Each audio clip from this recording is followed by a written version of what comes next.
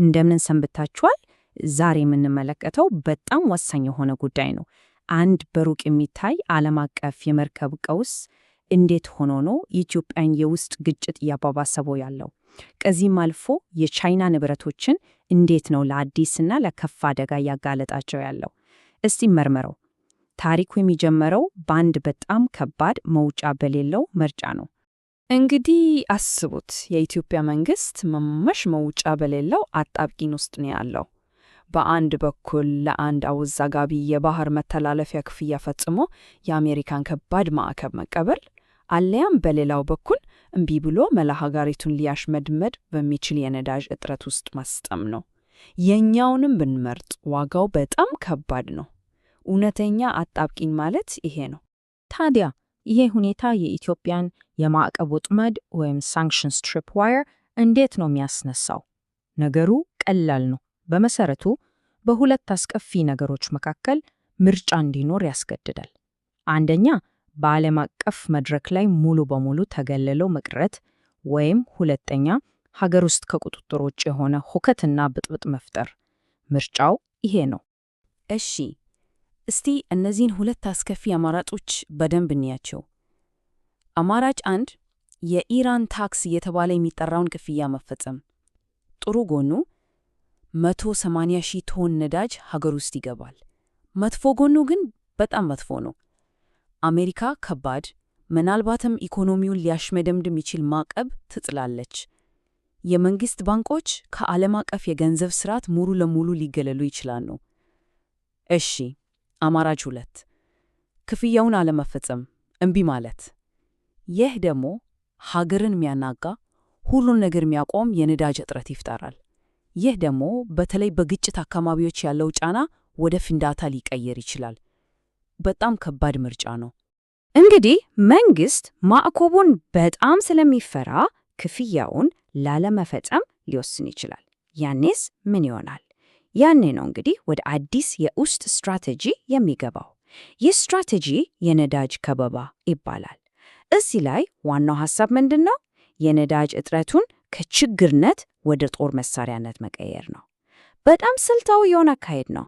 እሺ፣ ይሄ የነዳጅ ከበባ የምንለው ነገር ምንድን ነው? በቃ መንግስት ውስን የሆነውን የነዳጅ አቅርቦት ሙሉ በሙሉ ይቆጣጠራል። ከዚያም የታጠቁ አማጽያንን እንቅስቃሴ ለማፈን እንደ መሳሪያ ይጠቀምበታል። እንዴት?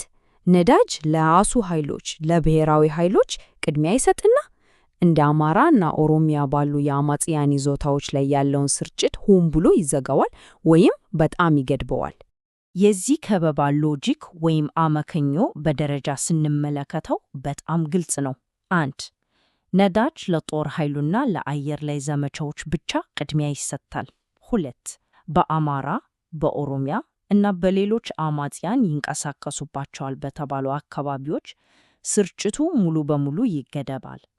3 ይሄ እርምጃ የአማጽያኑን የመንቀሳቀስና የሎጂስቲክስ አቅም በእጅጉ ያደክማል፣ እንዲንቀሳቀሱ አይችሉም ማለት ነው። እና 4 በመጨረሻ የሁሉ ለመንግስት የመልሶ ማጥቃት ዘመቻ እንዲጀምር ምቹ ሁኔታ ይፈጥራል። በቃ በቀላል አገላለጽ የአማጽያኑን ሞተር አጥፍቶ የራሱን ሞተር ያስነሳል ማለት ነው። ግን እዚህ ላይ ነው ነገሩ የሚቀየረው። ይህ የመንግስት ስትራቴጂ ማንም ያልጠበቀው ውጤት አስከትሏል። እንዴት? የነዳጅ ከበባው በሀገሪቱ ውስጥ ያሉ የግል ንብረቶችን ወደ ስልታዊ የጦርነት ሽልማቶች ለውጧቸዋል። በድንገት ነዳጅ ፈሳሽ ወርቅ ወይም ሊኩዊድ ጎልድ ሆኗል። እናም ይህን ወርቅ ሁሉም ሰው ይፈልገዋል። ወሳኙ ነጥብ ይሄ ነው። መንግስት የነዳጅ ቧንቧውን ሲዘጋ በግንባታ ቦታዎች፣ በማዕድን ማውጫዎች ላይ የተከማቸውን ነዳጅ በዋጋ የማይተመን ሀብት ይሆናል። እና ይህ ነው እንግዲህ የቻይና ይዞታዎችን ወደ ዋና ኢላማነት የቀየራቸው። ምክንያቱም እነሱ ጋር ነው ይሄ ፈሳሽ ወርቅ በብዛት የሚገኘው። በአንድ ጥቃት የደረሰበት የቻይና የግንባታ ቦታ ላይ የተጻፈ አንድ ግራፊቲ የአማጽያኑን ስሜትና ፕሮፓጋንዳ በደንብ ይገልጻል። ነዳጅ ለህዝብ ነው፣ ለማዕቀብ አይደለም ይላል። ይሄ በጣም ኃይለኛ መልእክት ነው። ጥቃታቸውን እንዴት ዘኮኔኖ ለማስመሰል እንደሚሞክሩ ያሳያል። እኛ የምንታገለው ለህዝብ ነው፣ መንግስት ግን በማዕቀብ ምክንያት ነዳጅ ከልክሎናል የሚል ትርጉም አለው። የአካባቢውን ድርጊት ከዓለም አቀፉ ቀውስ ጋር በቀጥታ እያገናኙት ነው።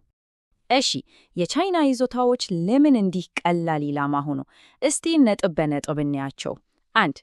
ከፍተኛ መጠን ያለው የነዳጅ ክምችት አላቸው፣ ያው ፈሳሽ ወርቁ ማለት ነው። 2. የሚገኙት ከወታደራዊ ከለላ በጣም ርቀው ገጠራማ አካባቢዎች ነው። 3. የሎጂስቲክስ መስመሮቻቸውና የኮንቮይ መርሃ ግብሮቻቸው በጣም በቀላሉ መገመት ይቻላል።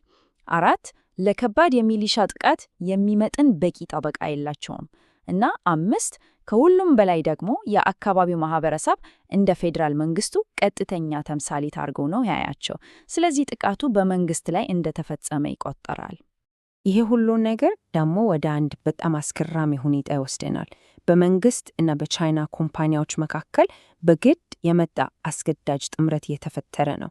ይሄ ምናልባት መንግስት ለአዲሱ ስጋት ሊሰጥ የሚችለው ብቸኛው አስተዋይ ምላሽ ሊሆን ይችላል። እዚህ ላይ የመንግስት አቋም በጣም ግልጽ ነው።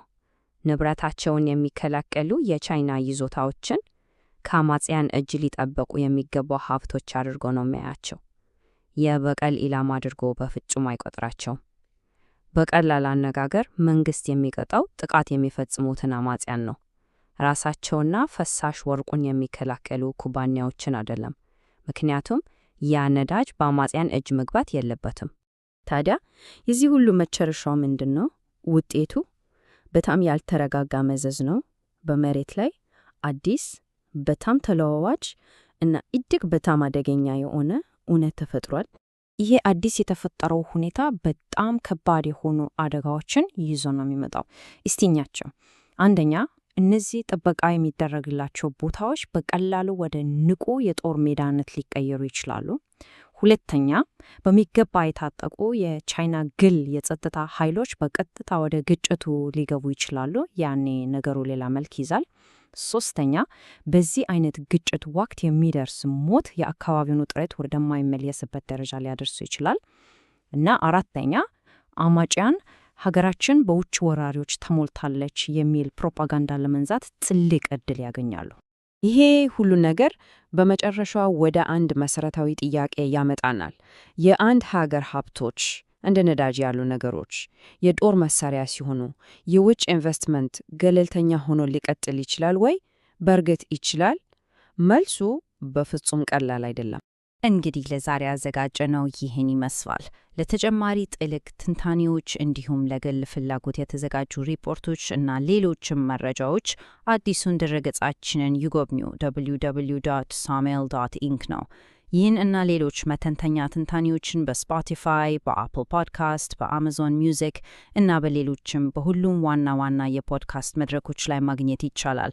ስለተከታተላችሁን እናመሰግናለን።